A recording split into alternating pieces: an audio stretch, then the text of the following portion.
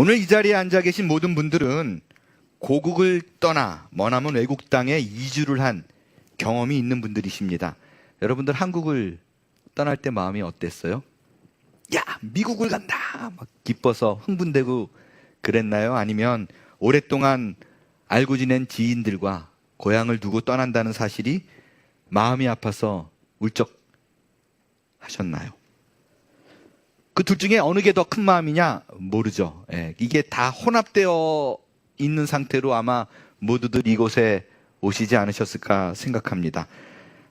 기쁨, 두려움, 기대, 슬픔, 이게 다 공존했을 때가 그때의 마음이 아니었을까 생각을 해요. 저 역시 한국을 떠나 처음으로 도착한 외국 땅은 아르헨티나였습니다.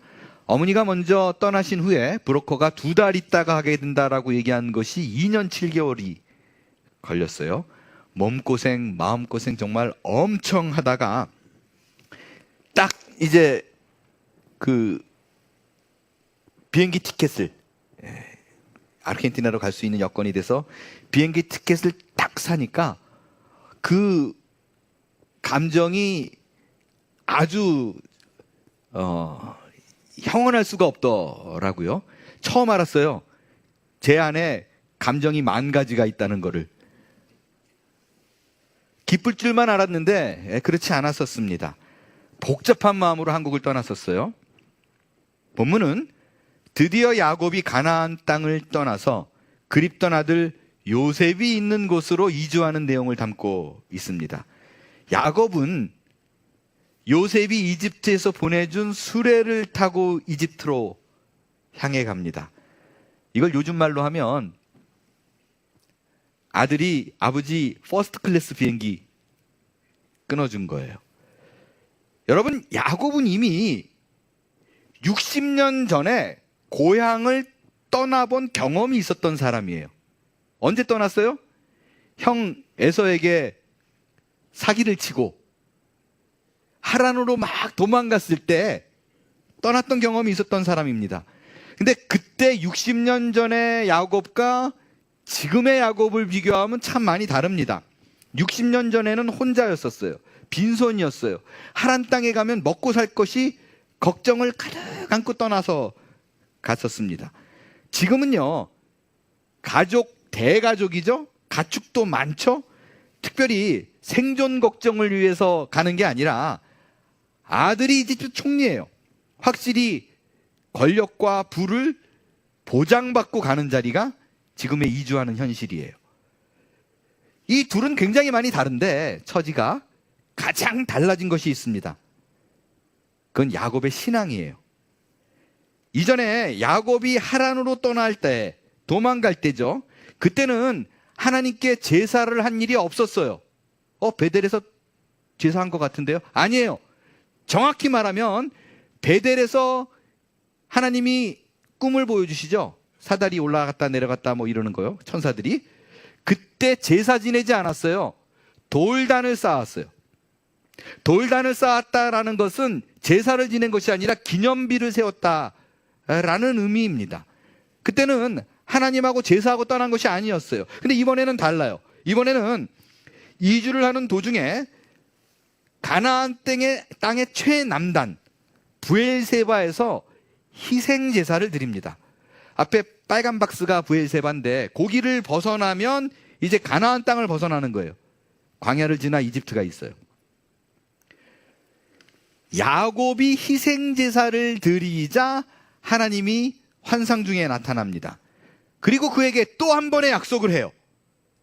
그런데 이번에 한 약속과 이전에 60년 전에 한 약속을 비교해 보니까 거의 비슷해요. 하나님께서 동행할 것을 약속합니다. 그리고 하나님께서 야곱에게 너 큰 민족을 이루게 될 거야 라고 약속을 해요. 그리고 너 지금 이집트로 향해서 떠나지만 약속의 땅으로 돌아오게 될 것을 약속합니다. 자, 여러분, 이 세 가지 전혀 특별하지 않아요. 이 약속은 지금 야곱 때뿐만이 아니라 그의 조상 아브라함, 이삭 때부터 하나님께서 줄기차게 동일하게 했던 약속입니다.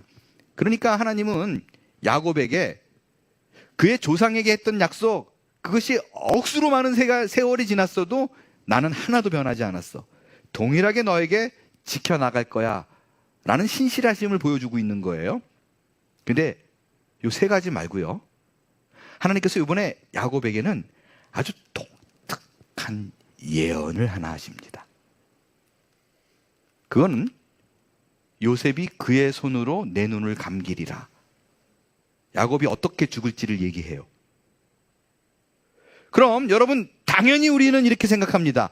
요셉이 그의 손으로 내 눈을 감기리라 라고 말할 때 뭐가 있었어요? 반드시 너를 인도하여 가나안 땅으로 데리고 올 거라고 얘기했죠. 자, 그러면 요 말 그대로 보면 야곱이 어디서 죽는 거예요?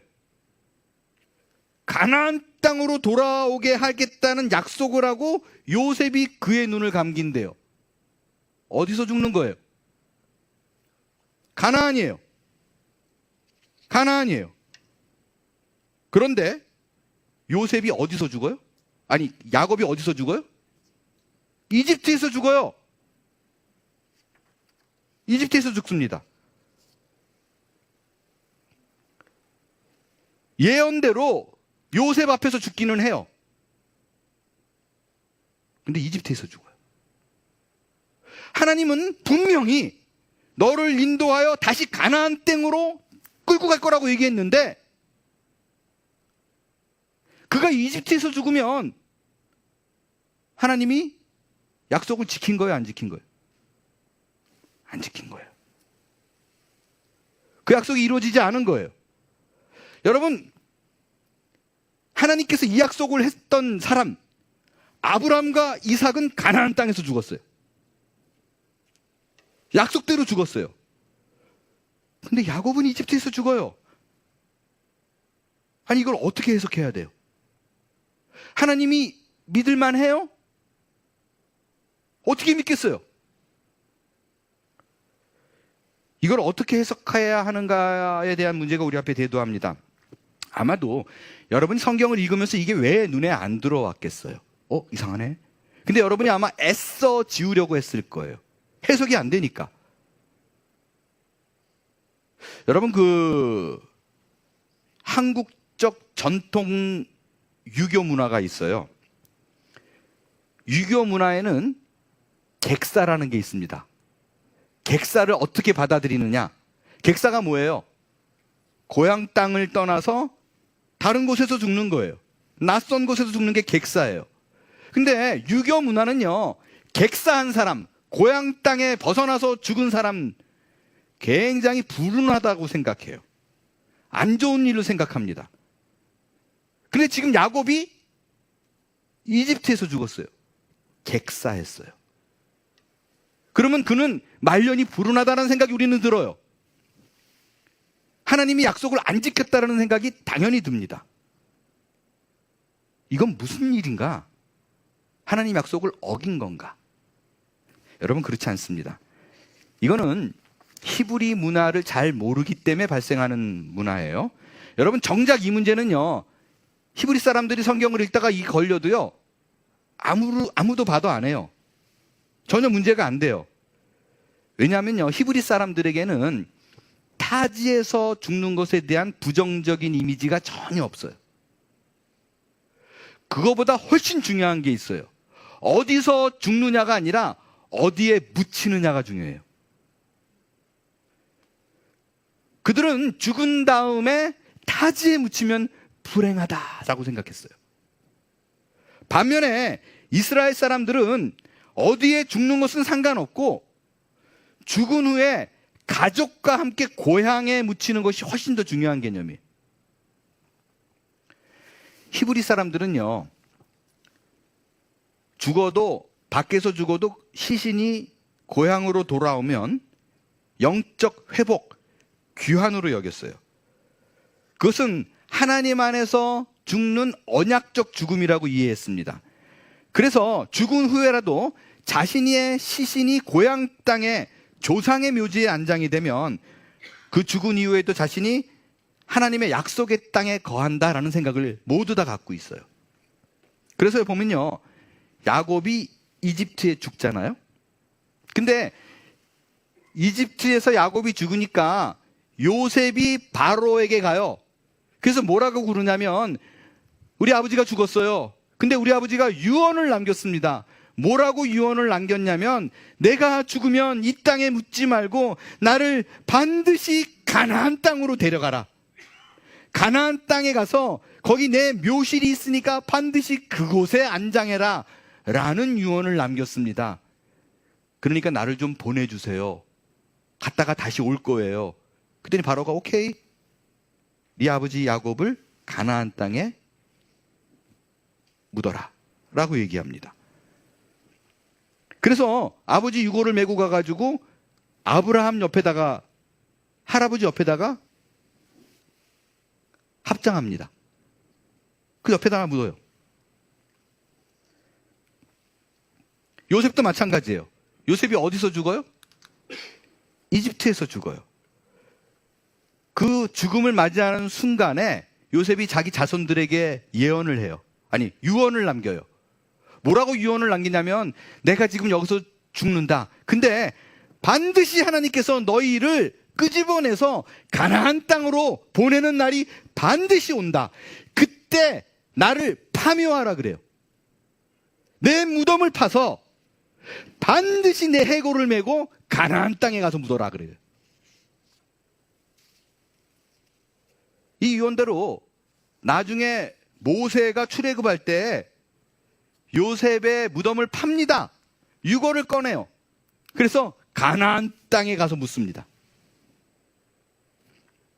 자, 여러분 보세요. 요셉이 자기 자손들에게 나 죽으면 여기 놔두지 마, 고향 땅에다 묻어줘 라고 말했을 때와 모세가 파묘해서 요셉의 해골을 파서 들고 가나안 땅에 가서 묻었을 때, 이때 기간이 몇 년 차이에요? 400년이에요. 와우! 이스라엘 사람들은 이게 이렇게 중요해요. 어디에 죽었느냐가 아니라 내 시신이 어디에 묻히느냐를 너무나 중요하게 여기기 때문에 400년이 지났는데도 모세가 요셉의 약속을 기억하고 가나안 땅에 갖다 묻습니다.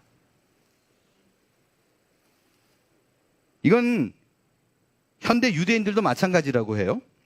이들은 여전히 죽은 후에 고향 땅 이스라엘에 묻히는 것을 매우 중요하게 여긴다고 그래요. 그래서 전 세계에 흩어져 있는 유대인들이 지금도 시신을, 그 유골을 이스라엘로 옮겨서 거기다 묻는 거 굉장히 많이 일어나는 일이라고 합니다. 이러한 유대인의 문화를 우리가 생각하면 하나님께서 야곱에게 약속한 반드시 너를 가나안 땅으로 돌아오게 하리라, 이 약속이 빗나간 게 아니라 오히려 하나님은 그의 약속을 그가 죽은 이후에도 성실하게 지켜나가신다 라는 걸 볼 수 있어요. 그게 약속이 깨졌네가 아니라 하나님은 이토록 신실하시구나 라는 것을 보여주는 예예요.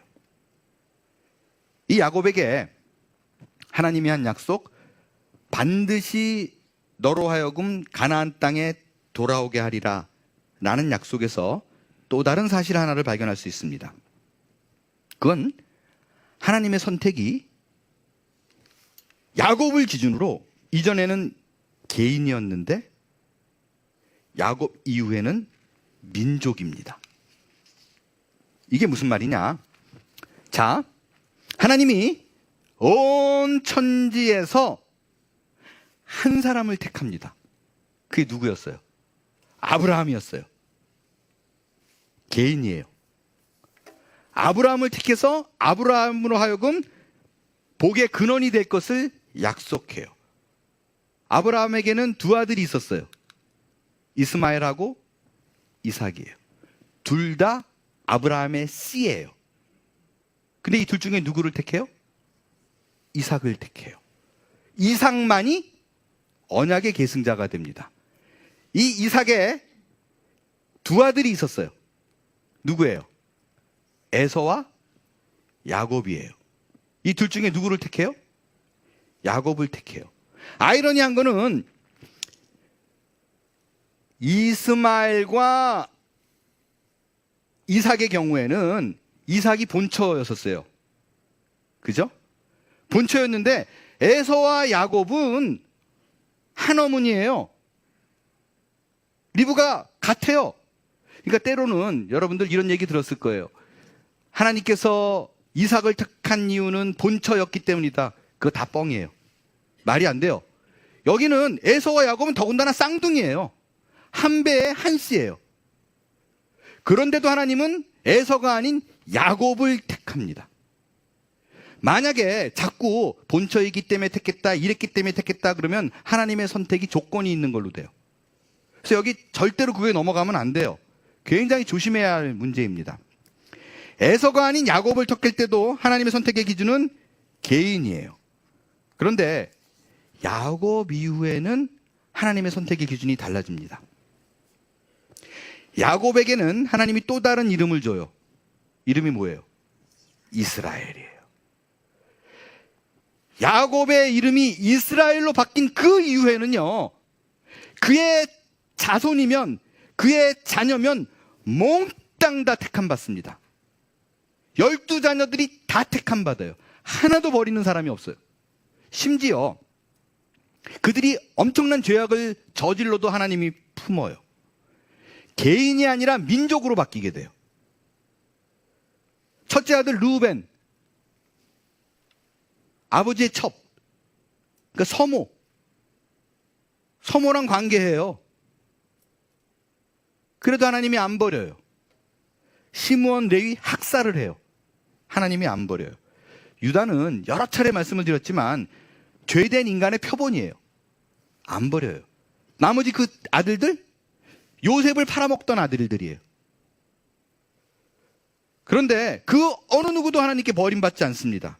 이들 모두가 하나님께서 뭐라 그러냐면 너희는 제사장 나라이고 거룩한 백성이라. 민족을 택한 거를 바꾸지 않습니다. 이게 달라진 점이에요. 여러분, 그런 의미로 봤을 때 하나님께서 이스라엘 백성을 출애굽시켜서 가나안 땅으로 데리고 와요. 이스라엘 백성은 야곱의 자손들이에요. 그러면 하나님께서 야곱의 자손을 끝까지 책임진 거예요. 반드시 너를 인도하여 가나안 땅으로 돌아오게 할 것이라는 약속을 하나님은 400년 동안 잊지 않았어요.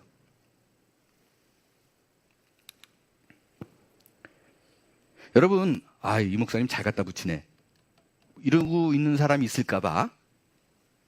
이게 절대로 우연이라든가 아니면 순간적으로 일어난 일이 아니라는 증거가 있어요. 반드시 너를 인도하여 다시 올라올 것이다 라는 약속을 아브라함 때 했었어요. 뭐라 그랬어요? 4대 만에 400년 지난 후에 이 땅으로 돌아오게 할 것이다. 이미 야곱 이전에 야곱의 할아버지 아브라함 때부터 이 일을 예견했고 그 일이 이루어진 거예요. 이렇게 하나님의 약속은 대를 이어 성취가 됩니다. 이번에 살펴볼 부분은요, 그 약속을 이루는 과정 중에서 하나님이 그렇게 일을 하시는구나, 근데 자꾸 걸리는 부분이 있어요. 이게 쉽게 우리가 악셉트가 잘 안 되는 부분. 그건 뭐냐면요, 자, 이전에 하나님께서 야곱이 60년 전에 하란으로 떠날 때 베델에 머물렀을 때 환상 중에 뭘 약속해요?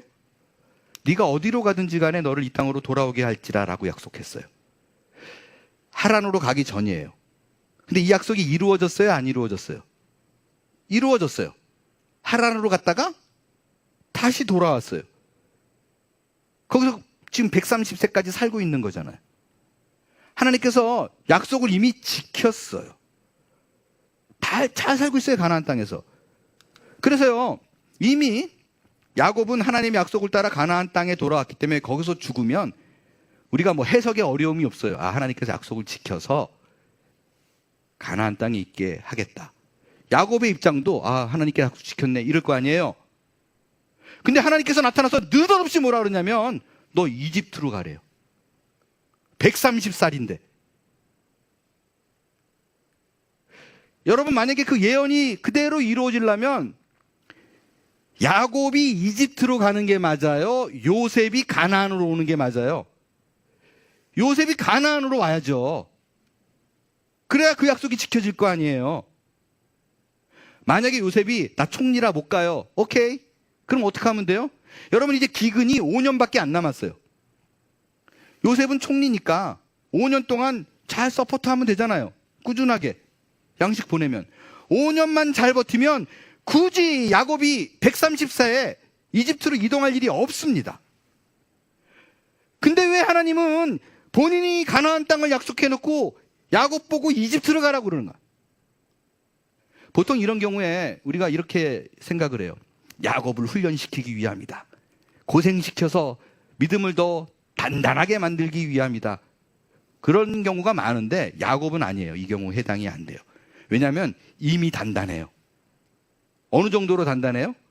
바로 왕을 축복할 정도로 그 130년의 험난한 세월 동안 이미 하나님이 누군지를 알고 자기에게 베푸신 그 언약의 신실하심을 이미 알아요. 그래서 고생을 시켜가면서 야곱을 훈련시키고 이럴 필요가 없어요. 그런데 왜 굳이 130살이나 된 노구를 이끌고 이집트를 향해 가라고 얘기할까요? 우리는 오늘 이 숙제를 풀어야만 합니다. 여러분, 이집트 그 나라의 영적인 상징이 뭐죠? 이집트가 어떤 영적인 상징이 있는가를 제대로 이해하려면 그거의 반대 개념을 살펴보면 돼요. 이집트의 반대는 가나안입니다. 가나안 땅은 하나님의 약속의 땅이에요. 가나안 땅은 하나님의 통치가 있는 하나님의 나라입니다. 그럼 이집트는 뭐예요? 세상입니다. 사단의 통치가 있는 곳이에요. 정확히 가나안의 반대 개념 이집트예요. 왜냐면요, 요셉 시대의 이집트는요, 여호와 신앙이 아예 없어요. 아브라함으로 시작했는데요. 이제 몇 대 안 지났는데. 여호와 신앙은 가나안 땅에 있지만 이집트에는 아예 그 신앙이 없어요. 그리고 이집트는 누가 다스려요? 세상의 권세자 왕인 바로가 다스리고 있어요. 그런데 하나님은 왜 요셉을 가나안 땅으로 보내지 않고 야곱을 이집트로 가라 그럴까? 왜 그 우상 천국인 곳으로 가라 그럴까?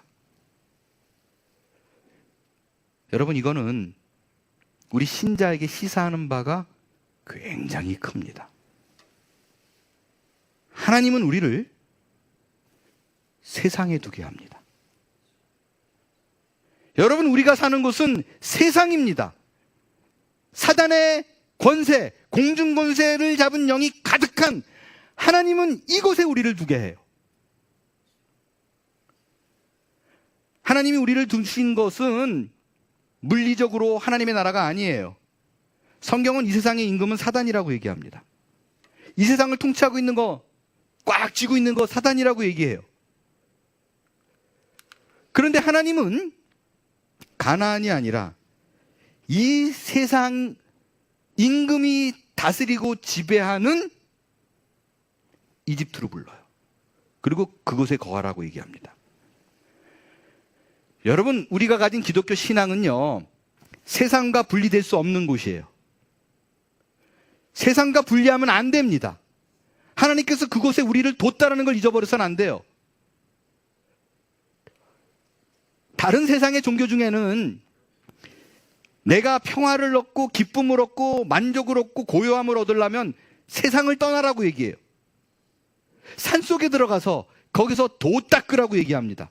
명상을 통해서 내가 평안을 얻어야 된다고 얘기합니다. 기독교는 그렇지 않습니다. 세상을 떠나는 거, 그곳에서 벗어나는 거 기독교 신앙 아닙니다. 하나님이 세상에 있게 명령합니다. 우리를 세상으로 부르시고 그곳에 거하게 해요. 왜 그럴까요? 왜 그럴까요? 여러분, 하나님이 야곱의 족속들을 왜 이집트로 불렀는가? 그때 가나안 땅의 정황을 좀 살펴볼게요. 여러분, 아이러니하게도요, 야곱에게 너 가나안 땅에 있지 말고 이집트로 가 라고 말한 게 그들의 신앙 때문입니다. 여러분, 우리가 아브라함의 이야기, 이삭의 이야기, 야곱의 이야기, 요셉의 이야기까지 왔어요. 이 이야기를 쭉 읽는 동안 우리가 놀라는 사실이 있습니다. 신자들이, 믿음의 사람들이 가나안 땅에 영향을 주나요? 아니면 믿음의 신자들이 가나안 문화에 영향을 받나요? 이들에게 영향을 받아요. 성경을 쭉 읽어보니까 여호와의 신앙이 가나안 족속들을 점령해 나가면서 그들이 하나님을 믿더라가 아니라 시간이 지날수록 이들이 바알신을 섬기더라예요. 세상 문화에 영향을 받습니다. 오죽했으면요, 야곱이 베델로 올라가면서 가족들을 다 모아놓고 뭐라 그래요? 니들이 가진 우상 다 버려. 섞여 사는 거예요. 섞여 사는 거예요. 이방 종교에 물들어 있다는 얘기하고 있어요. 그래서 하나님이 이대로 두면 안 되겠다라고 생각했어요. 그래서 내린 결론이 뭐예요? 이집트로 가라. 이거 더 이해가 안 돼요. 이집트는 하나님을 믿는 신앙이 아예 없는데 왜 그리로 보낼까? 여러분, 야곱에게 너 이집트로 가라라고 해서 거하게 한 땅이 어디예요? 고센 땅이에요. 이 고센 땅은 이집트 안에 있는데 지리적 요건으로 살필 때 아주 독특한 곳입니다. 고센 땅은 일단 이집트의 그 북동 쪽에 가장 변방, 프론트 라인에 있어요. 거기 벗어나면 이집트 아니에요. 가나안 땅하고 제일 가까워요.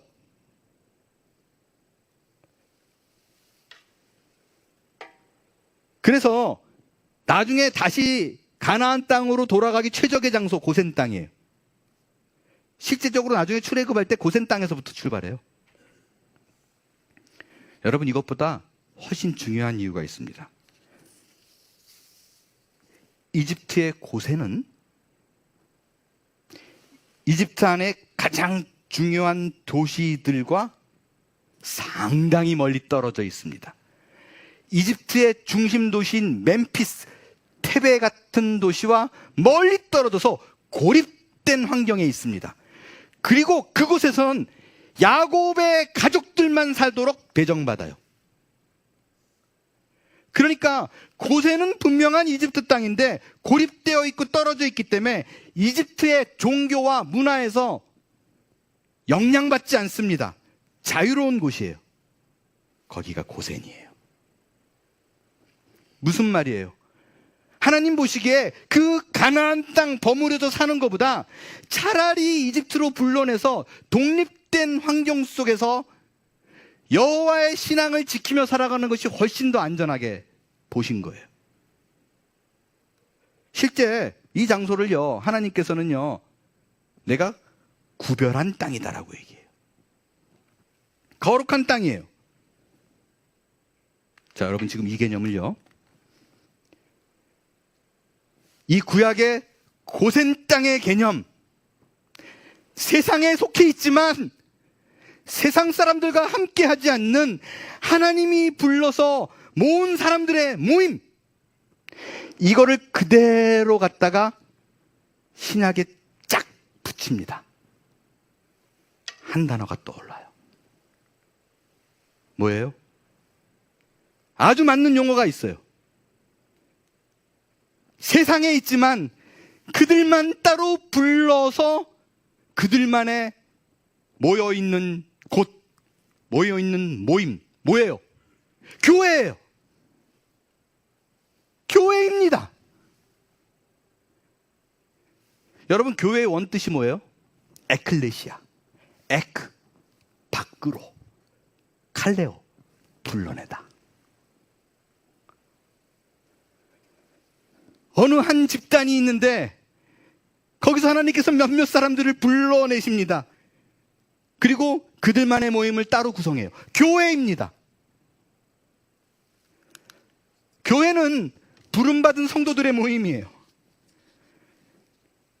그러니까 고세는 신약의 교회를 상징합니다.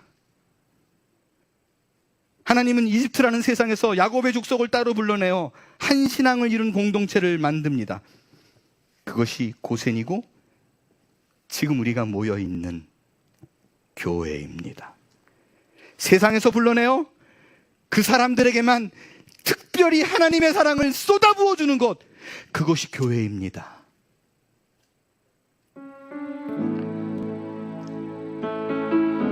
여러분, 이 개념은요, 예수님에게 너무나 분명했어요. 그가 세우고자 하는 하나님의 나라, 이스라엘의 땅이 아니었어요.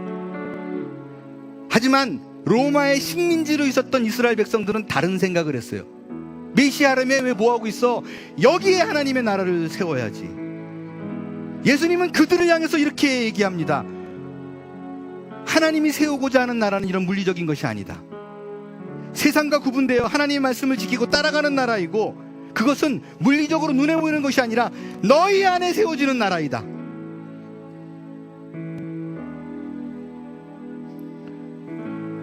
우리 안에 하나님의 나라를 꿈꾸며 그의 나라가 임하기를 기다리는 사람들의 모임, 교회입니다. 그 교회는 하나님이 구분한 땅, 고센이에요. 그래서 예수님은 계속해서 제자들을 세우고 사람들을 부릅니다. 왜? 교회를 세우라. 교회를 세우라는 것입니다. 그것이 예수님께서 제자들을 세우신 이유이고, 제자들을 통해 사도들을 지나 우리에게 맡겨진 사명입니다. 오늘도 하나님은 여전히 우리를 부르고 계십니다. 그리고 나를 통하여 하나님께서 야곱에게 한 그 민족을 이루는 그 약속의 성취가 수천 년이 지났지만 오늘에서도 이루라 라고 명령하고 계십니다. 이 깨달음으로 나를 부르신 그 하나님의 뜻을 최선을 다해 이루어 교회를 사랑하고 교회를 이뤄나가 하나님의 나라가 우리 안에 세워지는 귀한 역사가 모두에게 임하기를 기대합니다. 일어나 찬양하겠어요.